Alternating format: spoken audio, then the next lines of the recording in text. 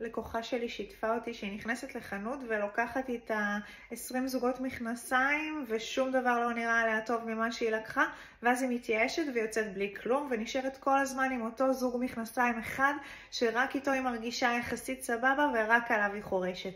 אז איך את פותרת את זה? כל המכנסיים, לא משנה מה מבנה הגוף שלך, חייבות להיות בגזרה גבוהה. איך את תדעי שזה גזרה גבוהה כשאת רואה מכנסיים בחנות? פשוט מאוד את בודקת את הגודל של הריצ'ראץ'. אם זה גודל גדול, זאת אומרת כמו כף היד שלך ואפילו יותר, אז המכנסיים בגזרה גבוהה. אם את רואה שזה ריצ'ראץ' קטן, זה אומר שזה גזרה נמוכה. מכנסיים בגזרה נמוכה, את בכלל לא לוקחת לתא, את בכלל לא מודדת. רוצה לדעת איך להתלבש באופן שיתאים למבנה הגוף שלך?